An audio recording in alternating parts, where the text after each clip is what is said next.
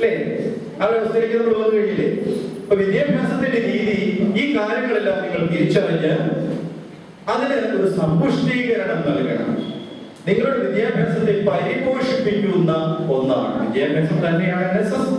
വിദ്യാഭ്യാസത്തിന്റെ പരിപോഷിപ്പിക്കുന്ന ഒരു പ്രവർത്തനം. നിങ്ങൾക്ക് പരീക്ഷയ്ക്ക് മാർക്ക് ഇടുന്നത് അവിടെ പരീക്ഷ ഉണ്ടായിരുന്നോ?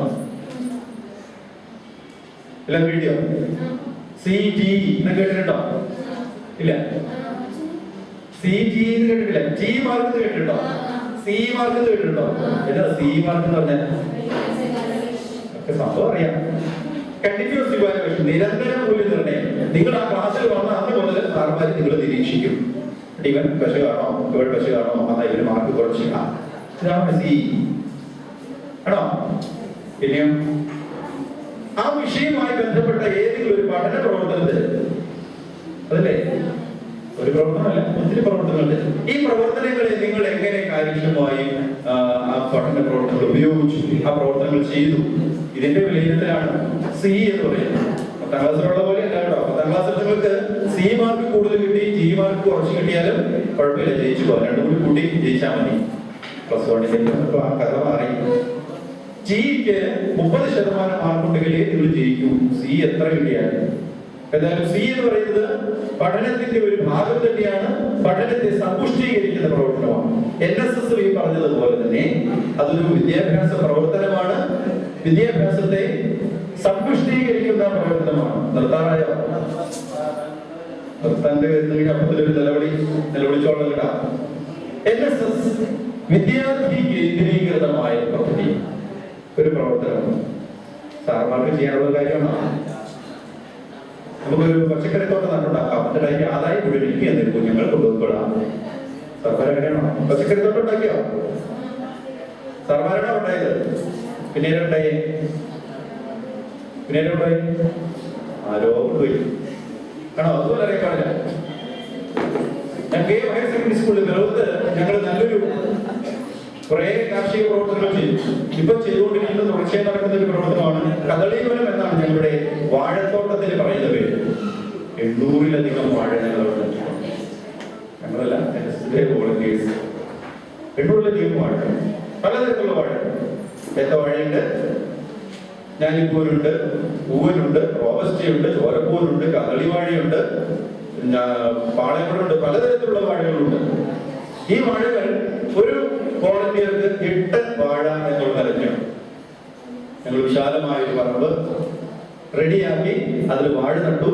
ഈ വാഴ നട്ട് എത്ര വാഴയുണ്ട്? 800-ലധികം ഉണ്ട് കേട്ടോ. ഒരാൾക്ക് 8 എങ്കിലും ഞാൻ ചുരുങ്ങിയതാണ് 8. ഇവ കൊലച്ചു. ഞങ്ങൾ വാഴ വെട്ടിക്കൊണ്ടിരിക്കുക, കൊലയും വെട്ടിക്കൊണ്ടിരിക്കുക. ഇതില് പകുതി വിദ്യാർത്ഥികൾ തന്നെ, വോളണ്ടിയേഴ്സ് തന്നെ. അവർ പണിയെടുത്തത് അവർക്ക് തന്നെ കൊടുക്കുന്നു. കൊലയല്ല, കൊല മാത്രമല്ല, ആ വാഴയുടെ വാഴച്ചുണ്ട് അവർ കൊണ്ടുപോയേ പറ്റുള്ളൂ. അതിന്റെ വാഴപ്പിണ്ടി അവർ കൊണ്ടുപോയേ പറ്റുള്ളൂ. അതിന്റെ കുഞ്ഞുങ്ങൾ, ഒരു വാഴയ്ക്ക് ഏകദേശം 4 വെച്ചെങ്കിലും ഉണ്ടാവും. ഈ 4 നന്നാൽ 16 കുഞ്ഞുങ്ങളെങ്കിലും ഉണ്ടാവും. ഇവർ കൊണ്ടുപോയേ പറ്റുള്ളൂ. വലിയ പണിയാവും അല്ലേ? ഈ 16 വാഴ കുഞ്ഞുങ്ങൾ കൊണ്ടുപോയിട്ട് എവിടെ കൊണ്ടേ വെക്കും? എവിടെ കൊണ്ടേ വെക്കാൻ പറ്റുമോ? കൊണ്ടുവയ്ക്കുന്ന സ്ഥലമുണ്ട്. നമ്മുടെ വീടിന് അയൽക്കാരല്ലേ, അവർക്ക് കൊടുക്കാൻ പാടില്ലേ? അപ്പൊ ഈ ഒരു 4 വാഴയിൽ നിന്ന് 16 വാഴകൾ അവരുടെ വീട്ടുമുറ്റത്തുണ്ടാവും, അല്ലെ അവരുടെ പരിസര പ്രദേശങ്ങൾ, അവരുടെ ബന്ധുക്കളുടെ വീടുകളുണ്ടാവും. പിണ്ടി ഏറ്റവും നല്ലൊരു ഭക്ഷണ വിഭവമാണ്. പിണ്ടിയുടെ കറി കൂട്ടിയിട്ടുണ്ടാവും. അത് നമുക്ക് അങ്ങനെ ചെയ്യാൻ പറ്റും. വാഴച്ചുണ്ട്. അപ്പൊ ഇത് അവർ പണിയെടുത്തത് അവർക്ക് തന്നെ കൊടുക്കുന്നു. അത് ഒരിക്കലും ഒരു അധ്വാനമായി അവർക്ക് തോന്നിയിട്ടില്ല. അവര് തന്നെ പണിയെടുക്കലൊന്നുമല്ല ശരിക്കും പറയുന്നത്. പണിയെടുക്കലല്ല, നിങ്ങൾ പഠിത്തത്തിലേക്ക് പഠിക്കുന്ന ഒരു പണിയാണ്. ഇത് തന്നെയാണ് അവിടെ. ഇതുവരെ അവർക്കൊരു കുഷിമ തോന്നിയിട്ടില്ല. ഇതിലേക്ക് ഒരു കുട്ടികൾ തോന്നുന്നു, സാറേ നമുക്ക് കുറച്ച് വാഴ തോന്നുന്നു, നമുക്ക് വാഴക്കല വെട്ടണ്ടേ? നമ്മൾ എന്തിപ്പോ ഞാൻ ഇവിടെ ക്ലാസ് എടുക്കാൻ പോകുന്നത് ഞായറാഴ്ച, അപ്പൊ നാളെ കുറച്ച് മൂന്ന് നിൽക്കുന്നുണ്ട്, അത് കൊല്ലാൻ പോകണം. കുറച്ചു പേർക്ക് അവരുടെ വാഴക്കല കൊടുക്കും. അത് നേരെ പകുതി എടുത്ത്, ഇപ്പൊ 4 അവർക്ക് 4 സ്കൂളിനല്ല കേട്ടോ, ഇത് പള്ളിയുള്ള സ്ഥലമാണ്. അപ്പൊ അതിൽ 2 പള്ളിയിൽ കൊടുക്കും, പിന്നെ അവിടെ 2 അല്ലേ? അതിൽ 1 സ്കൂളിൽ, 1 NSS. ഇങ്ങനെയാണ് അതിന്റെ വിതരണക്രമം. അപ്പൊ അതുകൊണ്ട് ഇതൊരു കച്ചവടമല്ല. ഞങ്ങളവിടെ കഴിഞ്ഞ വർഷം ഉണ്ടാക്കിയ പച്ചക്കറികളിൽ 5 പൈസയ്ക്ക് പോലും ഞങ്ങൾ വിറ്റില്ല. ആദ്യമേ അതിന്റെ പ്രാഥമികമായിട്ട് വന്ന ചെലവുകൾക്ക് വേണ്ടിയുള്ള മാത്രമേ ഞങ്ങൾ കൊടുത്തുള്ളൂ. ബാക്കിയുള്ള നമ്മുടെ കുട്ടികൾക്ക്, NSSലെ കുട്ടികൾക്ക് മാത്രമല്ല, ബാക്കിയുള്ള കുട്ടികൾക്ക് വെറുതെ കൊടുത്തു. സ്കൂളിൽ ഉച്ചക്കഞ്ഞിയുണ്ട്, അവർക്ക് കൊടുത്തു. ക്യാമ്പിന് വേണ്ടിയിട്ട് 5 പൈസ കൊടുത്ത് പച്ചക്കറി വാങ്ങിച്ചില്ല. നിങ്ങൾക്കൊരു ക്യാമ്പ് ഉണ്ടോ? എന്താണെന്നറിയാമോ? ഡിസംബറിൽ ഒരു ക്യാമ്പുണ്ട്. ആ ക്യാമ്പിന് വേണ്ടി 5 പൈസ കൊടുത്ത് പച്ചക്കറി വാങ്ങിക്കേണ്ട ഒരു അവസ്ഥ വന്നില്ല. അത് വിഷമയമില്ലാത്ത വളരെ ശുദ്ധമായ പച്ചക്കറി നമുക്ക് തന്നെ ഉണ്ടാക്കിയെടുക്കാൻ പറ്റും. നിങ്ങളുടെ പഠനത്തിന്റെ ഒരു ഭാഗം പോലും മാറ്റി വയ്ക്കാതെ. ഇത് വിദ്യാർത്ഥി കേന്ദ്രീകൃതമായ ഒരു പരിപാടിയാണ്. ഇത് പ്രവർത്തനോന്മുഖമാണ്. ഇതൊക്കെ എന്തിനാ ഗതിയായിട്ട് പഠിപ്പിക്കുന്നതെന്ന് അറിയാമോ? കഴിഞ്ഞ വർഷം ഇതുപോലെ പാക് മെമ്പർമാരും PSC മെമ്പർമാരും പെർഫോമൻസ് അസസ്മെന്റ് കമ്മിറ്റി മെമ്പർമാർ വന്ന് അവസാനം അവരുടെ ഒരു പരിശോധനയുണ്ട്.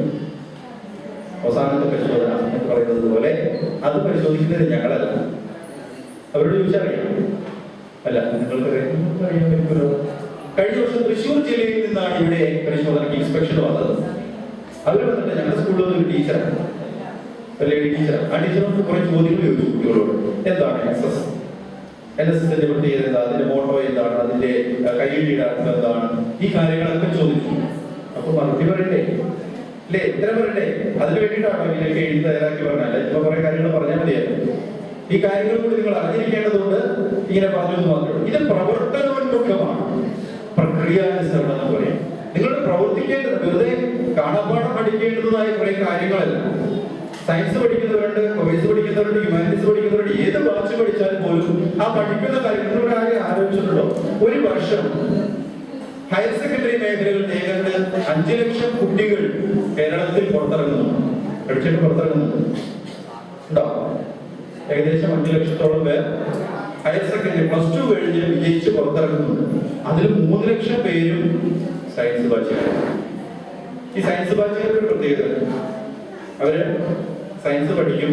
സയൻസ് മാത്രമല്ല, കൊമേഴ്സിനൊക്കെ പ്രാക്ടിക്കൽ എന്ന് പറഞ്ഞൊരു സംഭവം. എന്നാ പ്രാക്ടിക്കൽ? ലാബുകളിൽ കുറെ പരീക്ഷണങ്ങൾ നടത്തും, അല്ലേ? പരീക്ഷണങ്ങൾ നടത്തി പഠിക്കുന്ന കാര്യത്തിനാണ് പ്രാക്ടിക്കൽ എന്ന് പറയുന്നത്. ഈ 3 ലക്ഷം വിദ്യാർത്ഥികളും പഠിച്ചിട്ട് പ്രാക്ടിക്കൽ നടത്തി പുറത്തിറക്കുന്നുണ്ട്. കുറെ ശാസ്ത്ര പരീക്ഷണങ്ങൾ അവർ നടത്തുന്നുണ്ട്. പുറത്തിറങ്ങിയിട്ട് എന്തെങ്കിലും ചെറിയ കണ്ടുപിടുത്തം നടത്തണം. മനുഷ്യർക്ക് പ്രയോജനപ്രദമായ എന്തെങ്കിലും ഒരു കാര്യം കണ്ടുപിടിക്കുന്നുണ്ടോ? ഉണ്ടോ? പിന്നെ ഇതിനെപ്പറ്റി പഠിക്കാൻ 2 വർഷം വെറുതെ കളയുന്നില്ല. കഴിഞ്ഞ വർഷം ഞങ്ങൾ അവിടെ ഒരു സ്കൂൾ, ഒരു വീട് നിർമ്മിച്ചു കൊടുത്തു. ഈ വർഷം ഒരു വീട് നിർമ്മിച്ചു കൊടുക്കുന്നു. അതിന്റെ കഴിഞ്ഞ ഞായറാഴ്ച അതിന്റെ വാർക്ക് ചെയ്യാം. NSSന്റെ വോളണ്ടിയേഴ്സ് കൂടി ചേർന്ന് നല്ലൊരു പ്രവർത്തനം. ഒരു വീട് നിർമ്മിച്ചു കൊടുത്തു. അവിടെ ഞങ്ങൾ 3 ആശാരിമാരെ വെച്ചു കൊടുത്തു. 3 ആശാരിമാരെ വെച്ചു കൊടുത്തു. 15 ലക്ഷം രൂപ വില വരുന്ന ഒരു വീട് 5 ലക്ഷം രൂപയ്ക്ക് ഞങ്ങൾ നടത്തുന്നു. മനോഹരമായ ഒരു വീട് കണ്ടുകഴിഞ്ഞാൽ കൊതിതു. അത്രയ്ക്ക് നല്ലൊരു ചെറിയ, നല്ല ഒതുക്കമുള്ള മനോഹരമായ ഒരു വീട്. 3 ആശാരിമാരെ വെച്ചു. അതിൽ ഒരു ആശാരി പടക്കുറിച്ച് പോയിട്ടില്ല. പക്ഷെ ഞാൻ നോക്കിക്കഴിഞ്ഞിട്ടുണ്ടല്ലോ, ഈ മനുഷ്യൻ ഒന്നാമത് ഒരു പൈതഗോറസ് തിയറം അവിടെ അപ്ലൈ ചെയ്യും. കേട്ടിട്ടുണ്ടോ? Pythagoras theorem hypotenuse is equal to root of base square plus altitude square. മലയാളത്തിൽ പറഞ്ഞാൽ കർണം സമം root of പാദം സ്ക്വയർ പ്ലസ് ലംബ സ്ക്വയർ. അങ്ങനെ പഠിച്ചിട്ട് പോയിട്ടില്ല. ഈ പൈതഗോറസ് തിയറം അയാൾ പഠിച്ചിട്ടില്ല. പക്ഷെ എന്ത് മനോഹരമായ അയാൾ അത് അവിടെ പ്രായോഗികമാക്കിയെന്നറിയാം. ഞാൻ കുറച്ച് കഴിയുമ്പോഴേ ആലോചിച്ചത്, ഇത് പൈതഗോറസ് തിയറം ആണല്ലോ. എന്താ സംഭവിച്ചെന്നറിയാം? ഇയാള് അവർക്ക് തൂക്കുകെട്ടാന്ന് പറയുന്ന സാധനം കണ്ടിട്ടുണ്ടോ? ഭിത്തി നിർമ്മിക്കുമ്പോ ലംബമായി വരാൻ, ഒന്നുകൂടി നേരെ താഴേക്ക് വരാൻ വേണ്ടി അത് അളക്കുന്നതിന് വേണ്ടി ഒരു കട്ട നേരെ താഴേക്ക്, അതിൽ ഒരു ചരടുണ്ട്, അല്ലേ? ഈ ചരടിന്റെ മറ്റേ അറ്റം എടുത്തിട്ട് പുള്ളി ആദ്യം ഒരു ഈർക്കിലി എടുത്തു. ഈ നിലത്തിലുള്ള ഈർക്കിലി എടുത്തിട്ട് മുറിച്ചു കളഞ്ഞ് ഈ ചരടിന്റെ ഒരറ്റത്ത് അളന്നിട്ട് അങ്ങനെ 3 തവണ അളന്നു. 3 തവണ അളന്ന് ഒരു കെട്ടി. പിന്നെ ഈ ഈർക്കിലി കൊണ്ട് 4 തവണ അളന്നു, ഒരു കെട്ടി. പിന്നെ ഈർക്കിലി കൊണ്ട് 5 തവണ അളന്നു, ഒരു കെട്ടി. അപ്പൊ ആദ്യത്തെ 3, രണ്ടാമത്തേത് 4, മൂന്നാമത്തേത് 5. അയാൾ ത്രികോണം ഉണ്ടാക്കി വെച്ചു. കൃത്യമായി ഇത് ത്രികോണമായി വരുന്നത് ആ മൂല അയാൾ ശരിയാക്കി എടുത്തു. കല്ല് വയ്ക്കാൻ വേണ്ടിയിട്ടേ മൂല റെഡിയാക്കാൻ വേണ്ടിയിട്ട് അയാൾ ചെയ്തത്. പണി തുടങ്ങി. ഇത് കഴിഞ്ഞ് ഞാനിത് ആലോചിച്ചത് കുറച്ച് കഴിയുമ്പോഴാണ് നമുക്ക് കത്ത് ചെയ്ത് അങ്ങനെയൊക്കെയാണ് നമ്മൾ പറയുന്നത് അല്ലേ? തലയിൽ കത്ത് ചെയ്ത കയ്യിൽ കുറച്ച് ചെയ്യണം. വളരെ സിമ്പിൾ അല്ലേ? 5 is equal to root of 3 square plus 4 square. 5 സമം root of 3 square plus 4 square. ശരിയല്ലേ? അല്ലേ? ഇപ്പോ ആശാരിമാരൊക്കെ മണ്ടം ഉപയോഗിക്കുന്നുണ്ട്. ഈ മനുഷ്യൻ മണ്ടം പോലും ഉപയോഗിച്ചില്ല. അയാൾ പഠിച്ചിരിക്കുന്ന, അയാൾക്ക് ഈ തീറൊന്നും ആരും പറഞ്ഞു കൊടുത്തിട്ടില്ല. പക്ഷെ ആ തീരം എത്ര ഭംഗിയായി ഇയാൾ പ്രവൃത്തി പദത്തിലേക്ക് കൊണ്ടുവന്നിരിക്കുന്നു. നിങ്ങൾ ഇത്രയും കാലം കുറെ പഠിച്ചില്ലേ, എന്താ പ്രയോഗത്തിലേക്ക് കൊണ്ടുവന്നത്? അതുകൊണ്ടാണ് അന്ന് ആ സിനിമയിൽ അങ്ങനെ ചോദിച്ചു, എന്തിനാ പഠിക്കുന്നതെന്ന് ചോദിച്ചു അല്ലേ? എന്തെങ്കിലും പ്രയോജനം വരുത്താറുണ്ടോ? പഠിക്കുന്ന കാര്യങ്ങൾക്ക് പ്രവൃത്തി പദത്തിൽ എന്തെങ്കിലും പ്രയോജനം ഉണ്ടാവണം, അല്ലെങ്കിൽ എന്തിനാ പഠിക്കുന്നേ? NSS പഠിക്കുന്ന കാര്യങ്ങൾ പ്രയോഗത്തിൽ വരുത്തുവാനുള്ളവരാണ്. അതുകൊണ്ടാണ് NSS പ്രവർത്തനോന്മുഖമാണെന്ന് പറയുന്നത്. മനുഷ്യരുടെ നന്മയെ കുറിച്ച് പലപ്പോഴും നമ്മൾ പലരെയും കുറ്റം പറയും. മന്ത്രിമാരെ കുറിച്ച് പറയും, രാഷ്ട്രീയക്കാരെ കുറിച്ച് പറയും, അയ്യോ അവരങ്ങനെ ചെയ്തില്ല, ഇവരിങ്ങനെ ചെയ്തില്ലേ. നമുക്ക് ചെയ്യാൻ പറ്റുന്ന കാര്യം പലപ്പോഴും നമ്മൾ ചെയ്യുന്നില്ല. അപ്പൊ നമ്മൾ പഠിക്കുന്ന കാര്യം നമ്മൾ പ്രവൃത്തി പദ്ധതിയിലേക്ക് കൊണ്ടുവരും. പച്ചക്കറിയിൽ നിറയെ വിഷമാണ്, ഇവരൊക്കെ എന്നാ ഈ കാണിച്ചു കൂട്ടുന്നേ എന്ന് നമ്മൾ പലപ്പോഴും